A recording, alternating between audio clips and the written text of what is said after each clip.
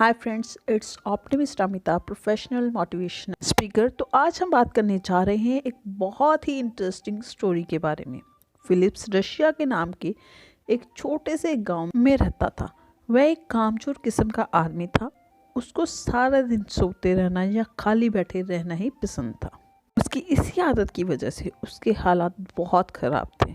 उसके परिवार में कोई नहीं था। उसके माता पिता की मौत हो चुकी थी और इसी वजह से, उसके आलसीपन की वजह से ही उसकी शादी भी नहीं हुई थी। वो कोई काम नहीं करता था, इसलिए हमेशा उसको खाना मांग कर ही खाना पड़ता। या तो कोई उस पर दया करके उसको खाना दे जाता या फिर वो दूसरों से खाना मांग लाता।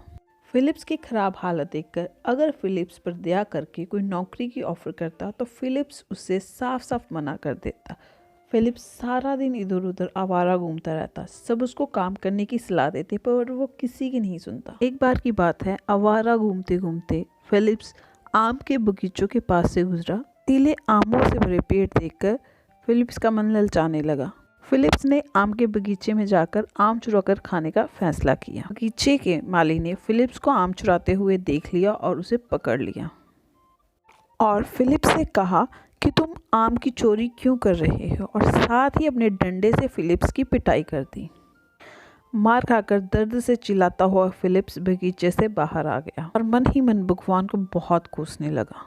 सिर पर डंडा लगने के कारण उसका दिमाग बहुत चकरा रहा था। इसी हालत में उसको पता ही नहीं चला कि वो कब एक जंगल में चला गया।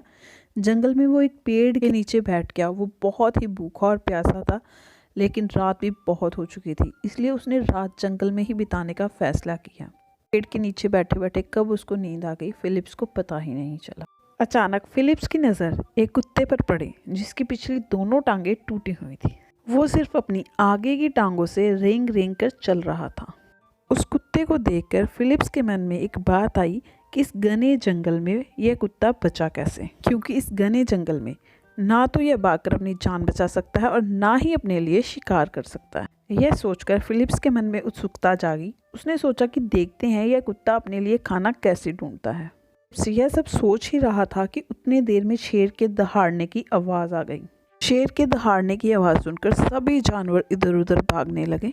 फिलिप्स ने सोचा कि अब तो यह कुत्ता बच ही नहीं पाएगा। शेर के दहाड़ने की आवाज़ से फिलिप्स भी एक पेड़ के ऊपर चढ़ गया, लेकिन फिलिप्स यह देखकर हैरान हो गया कि शेर ने कुत्ते का शिकार नहीं किया, बल्कि शेर ने कुत्ते के पास एक मांस का टुकड़ा रख दिया। कुत्ता उस मांस के टुकड़े को खाने लगा और जब कुत्ते ने वो सारा मांस खत्म कर लिया तब शेर चुपचाप वहाँ से चला गया। यह सब देखकर फिलिप्स बहुत ही हैरान हुआ और लेकिन मन ही मन बहुत खुश हो गया। फिलिप्स ने सोचा यह तो बढ़िया है, अगर कोई कुछ काम नहीं कर सकता तो भगवान ने उसके खाने का कुछ ना कुछ इंतज़ाम ज़रूर करके रखा है। यह सोचकर फिलिप्स अपने घर जाकर सो गया। वो ये सोचने लगा कि जैसे कुत्ते के लिए भगवान ने शेर को भेजा था, वैसे ही उसके लिए भी किसी ना किसी को खाना देकर भेज ही देंगे। लेकिन एक दिन बीत, 2 दिन बीत, भूख से वो मरने लगा, लेकिन उसके घर खाना देने कोई नहीं आया। आखिर वो घर से बाहर खाना मांगने के लिए निकल पड़ा।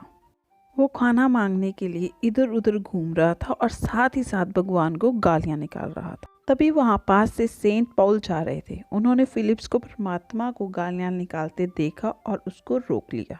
सेंट पॉल ने फिलिप्स से पूछा कि बेटा, तुम परमात्मा को क्यों गालियां निकाल रहे हो? परमेश्वर तो हमारा पिता है।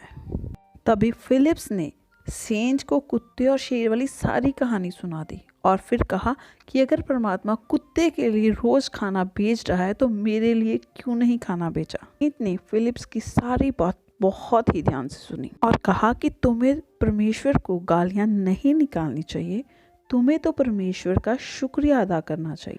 भगवान ने तुम्हारे पास खाना इसलिए नहीं भेजा क्योंकि भगवान तुम्हें कुत्ता नहीं शेर बनाना चाहते हैं, क्योंकि परमेश्वर तुमसे बहुत ज़्यादा प्यार करते हैं। यह सारी बात सुनकर फिलिप्स की आंखों में आंसू आ गए। फिलिप्स के मन में यह बात बैठ गई और उसी क्षण से फिलिप्स ने डटकर मेहनत करने का फैसला लिया। उसी दिन से फिलिप्स ने डटकर काम करना शुरू कर दिया और देखते ही देखते फिलिप्स सक्सेस की ऊंचाइयों को छूने लग गया।